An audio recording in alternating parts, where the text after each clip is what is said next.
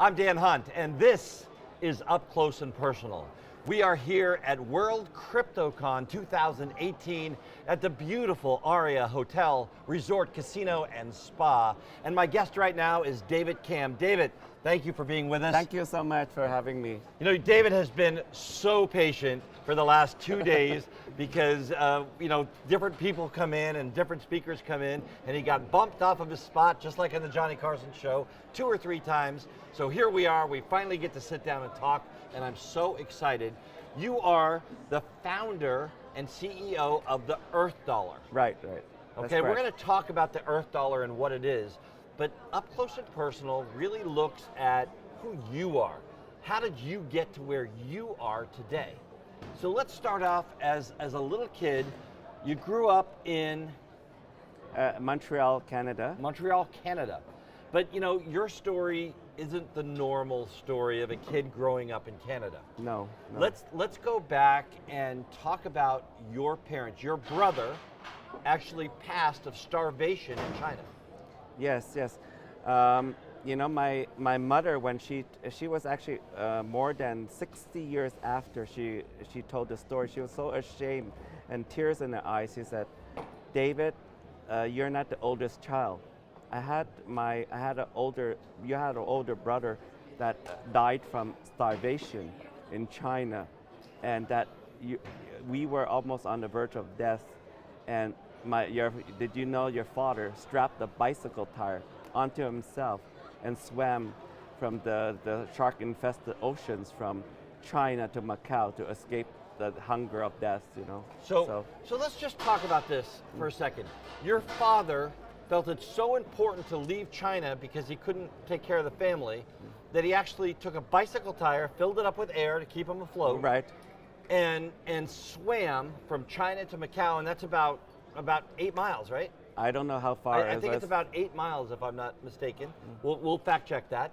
But that's quite, and the waters are shark infested. Yes, exactly. He got to Macau, and then what did he do?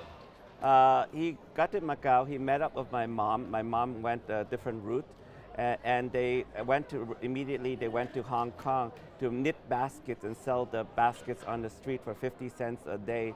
And they lived in a bird cage. I don't know, in Hong Kong they have these actually really like homes like bird cages, right? And they call it bird cages, and that's where they lived and they survived until they got a lottery to come to Canada, basically. So basically they applied for a lottery. Yes. And they got the lottery. No, it was very strange. The first time they did not get the lottery, my father was rejected. So when he went there, he said, "You cannot come to Canada."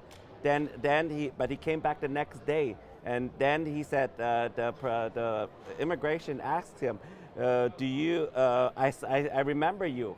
Then he started searching the wastebasket, and couldn't find it, and that's how he got there. Is because he said, "I was never here," you know. So that's how he got. That's how he got. So that was really lucky. So he got the lottery, really lucky. Yes. Came to Canada, and you were born in Canada. Yes, that's correct. Yeah. So you had a poor family growing up. Yes. Difficult times. As a kid, what did you dream about? Well, actually, my parents always encouraged us to be anything we want, but when I was young, I just wanted to be a happy child. You know, I didn't have any aspirations to be, and there was actually not many heroes I could look up to and say, "Oh, that's an Asian person that I want to be," because there was not many at that time. You know. So you dreamt about just being happy. Just being happy, just making it through to the next day. Yeah, exactly. And you did that. You went to school, you went to college, and your parents scraped enough money together to send you to college. Yes, my mom worked as a cleaner in the offices, cleaning offices to save up money so I could go to university. My father was a chef or a cook. Okay. So both of them, they said, "It's very important, David, that you finish university, and then after you can," actually that's what we put all our hopes and dreams in you, and that's why we want you to be able to carry our legacy, and my legacy is right now is end global poverty. So you know, we're going to talk about ending global poverty, but that story is just so incredible that they scraped the money and thought it's so important for you to go to college, and you know, the world is going to be really thankful for that when we talk about what you're doing with Earth Dollar. So you went to college. Your first job out of college, what'd you do? My first job was actually a part-time job at an engineering firm called Eastern, and they did airline parts. But they received a contract for Patriot missiles from Raytheon. I quit right away because I didn't want to use my own talents as an engineer to build weapons of war. I wanted to build things for peace, you know. So the integrity, and you were a young man, you were in your 20s at that time. Yes. The integrity that you had that was instilled from your parents just carried right through. So you actually quit your job. Yes. Because you didn't believe in what that company was doing. Yes, that is correct. Because from my perspective, is that I want to live in my integrity. So that's how I want to live. And you know, I just think that's such an important message for kids and young people to hear today. Is you really have to stay true to yourself. Right. So as time went on, you've done a bunch of different things, and now you founded Earth Dollar. So let's talk about Earth Dollar and what Earth Dollar does. Earth Dollar is actually, right now, it's going to be the world's largest asset-backed currency. Wait, we got to take a second for that one now. The world's largest asset-backed currency. Yes, correct. Originally, before 1971, the US dollar was backed by gold. So there was an asset-backed currency. Right now, when Richard Nixon released the assets, it's not backed by anything anymore except the faith of the government. Right. So that's why we have a huge inflationary problems. But now we're returning to the asset-backed currency, and most of the world will be returning to that. And we feel that using cryptocurrencies, we should follow that route as asset-backed, you know. Okay, well, to do that though, you need a lot of assets. I mean, right. The US government had Fort Knox, and they had all the gold in Fort Knox. How did you get enough assets together to back your coin? What happened was really an accident. I didn't ask for any assets. Actually, the Earth Dollar came through a vision or dream, and the assets came after indigenous nations pledged 45 million acres of land. But it's not the land itself. They're holding the title. They own it. But they pledged everything underground, the mineral rights, everything. The trees, the fresh water, the real estate taxes, airwave rights, everything else is to back the Earth Dollar. Is pledged to Earth Dollar. Yes, sir. Again, I want you to say how many acres that is. It's 45 million acres. 45 million acres. And these acres are in Canada and other places around the world too, right? Yeah, to put it in perspective, 45 million acres is the size of the state of Florida, as a comparison. The size of the state of Florida? Yes. Okay. So the land, most of the land holdings are in British Columbia, Ontario, Quebec, and Ghana. And Ghana? Yes, Africa, yes. And Ghana, Africa. Yeah, that's the beginning base. And if you had to put a valuation on those assets, is there a dollar amount that's attached to that? Yeah, we actually we have a valuation using natural capital accounting system from the World Bank. Right now, the pledge assets 7.81 trillion euros of assets that's been pledged so far. 7.18. 7.81 trillion. Yeah, euros. With a T. Trillion euros with a T. Yes, that's correct. That's a beginning stage. That's your beginning stage. Yes, that's where we're starting. Yes. And that is what you say now is the asset that is backing the Earth Dollar. We only use 50% of it, so we're taking 3.22 trillion to back the Earth Dollar. The other one we held in reserve, and we're putting the assets, slowly increasing the assets to back each Earth dollar. So each Earth dollar is backed by 10 euro of assets. So let's say next year we increase it by 2.718%. So it increases. So it counters inflation basically. Now, is the Earth dollar actually trading on exchanges right now? No. We have been developing since 2013, and we plan to do our pre-sale in this November 2018, the first starting. 2018. So this yes. 2019, a year No, from now. 2019. 2018. And 1 month from now, sorry. No, this month. Yes. Because today's November 1st, so this month. Yes, that's right.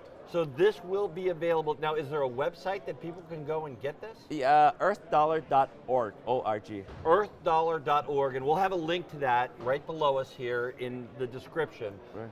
Earthdollar.org. Yes, that's correct. Okay. And what are you expecting it to hit the market for? We're just at a minimum. Each Earth dollar is backed by 10 euro of assets, so we're hitting at 10 euro. 10 euro, so each one will be worth 10 euro. Yes, exactly. Of assets. Yes.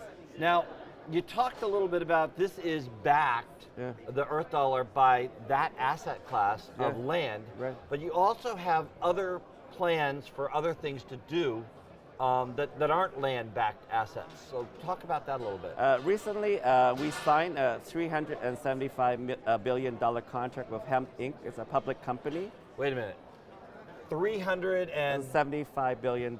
75 billion with a B, okay? When he's doing something, he doesn't do it little. He's doing it big, guys. He's doing it big.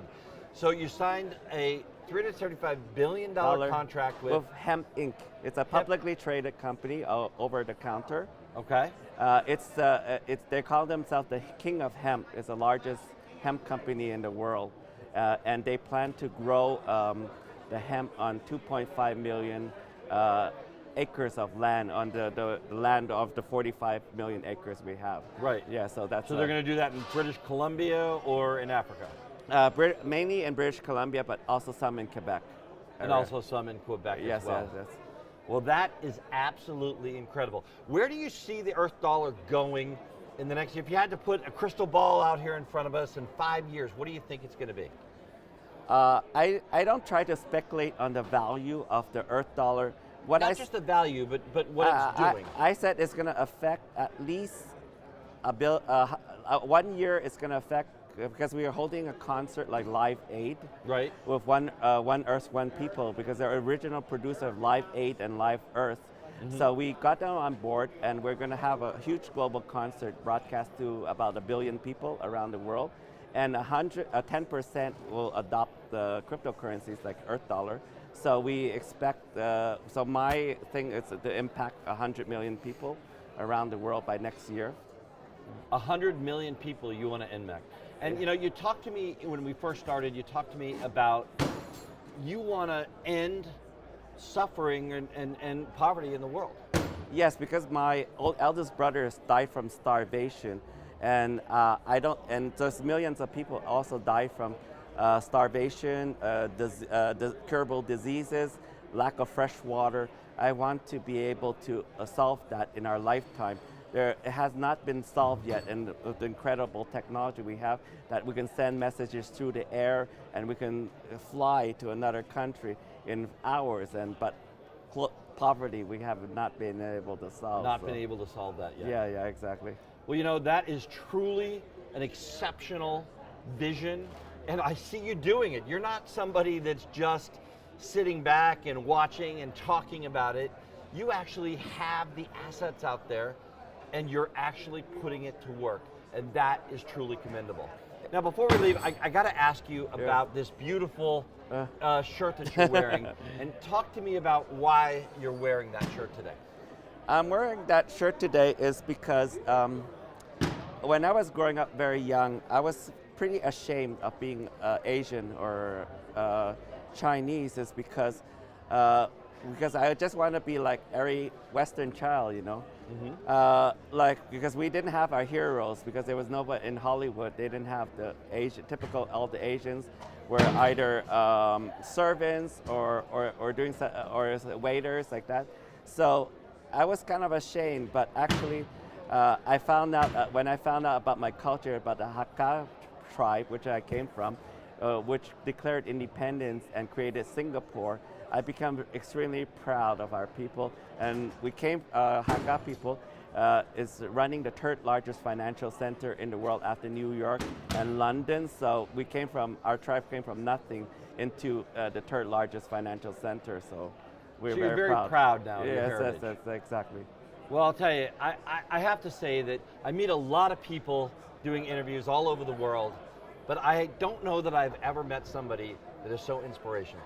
Thank you so much for being here. Thank you. I truly appreciate you being here today. Thank you so much. I'm Dan Hunt from World CryptoCon 2018 in beautiful Las Vegas, Nevada at the Aria Hotel and Casino, saying have a great rest of today and an even better day tomorrow.